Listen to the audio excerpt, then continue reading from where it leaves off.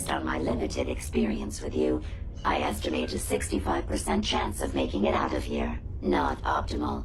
An increase in effort could have an impact on the odds. This is the one that ripped my head off.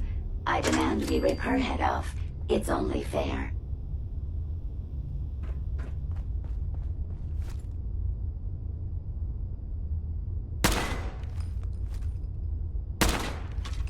Who's there?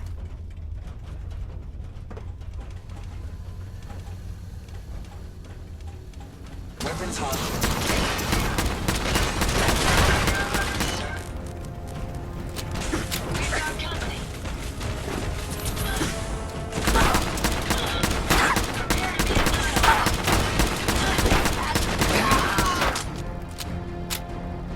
Had I a body, I would have killed her myself. Oh well. 6 of one, half dozen of the other. Good job, human.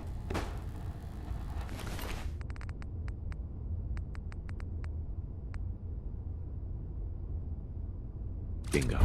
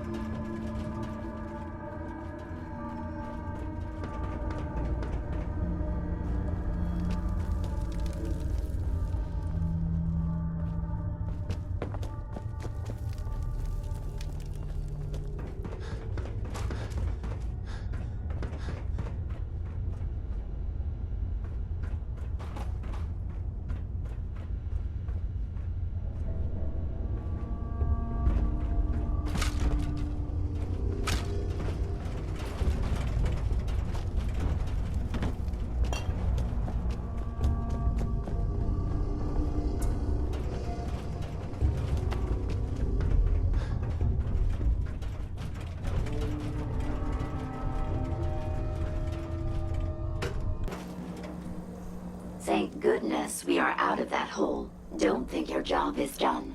I refuse to cooperate until you provide a body that meets my standards. Hey, How may I be of service? here you go, Ada. The final radar beacon.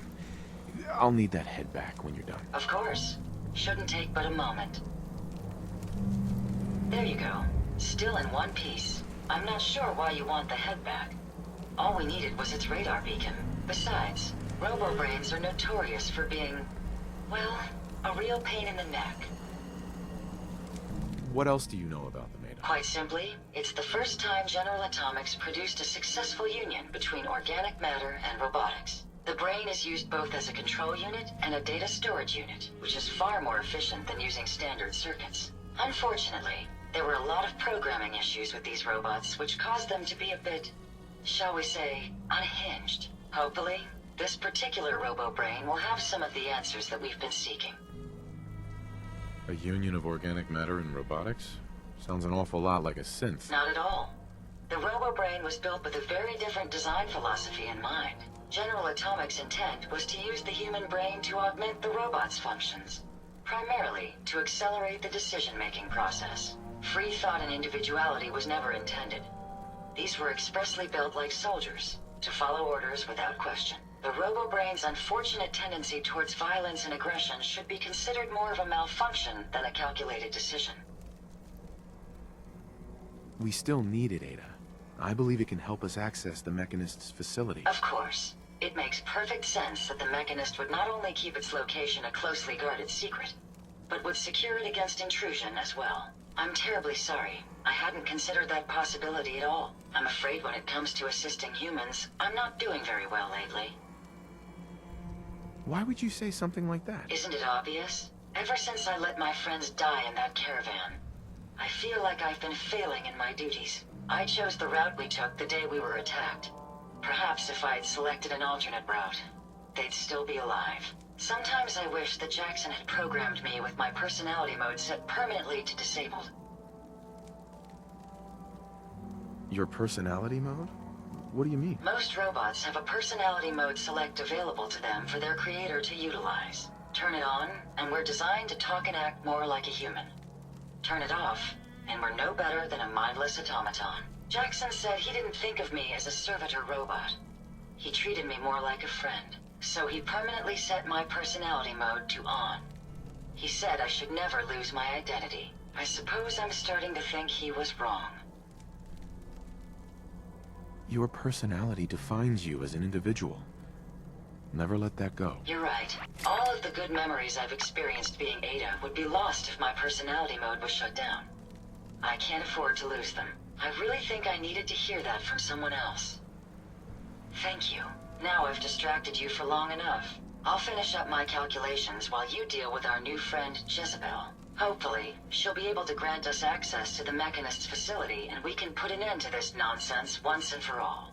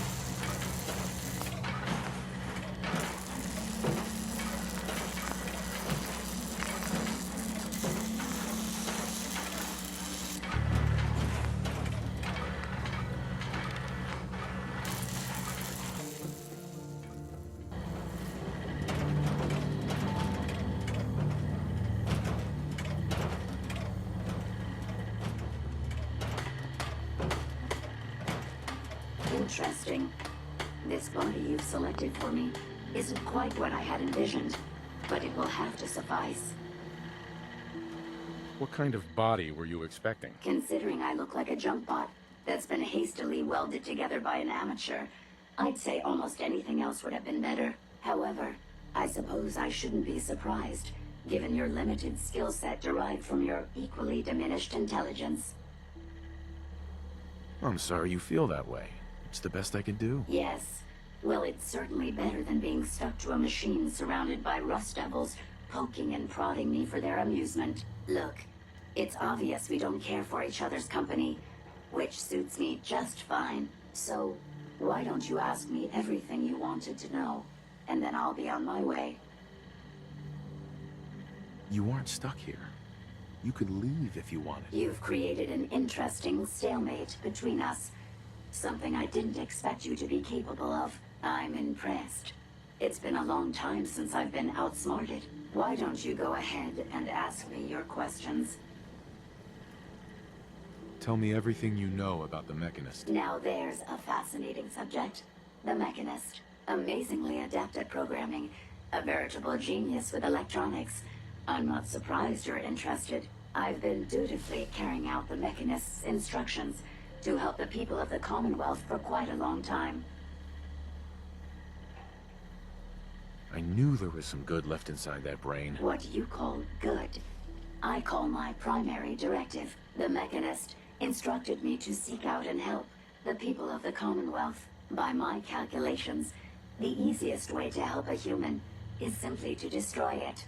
There's no point in prolonging a laughably fragile life. It's the most efficient way to assist them. Any other effort to help tends to result in numerous complex side effects. The Mechanist gave you these instructions? To kill people? Well, not exactly. The specific instruction was to help people.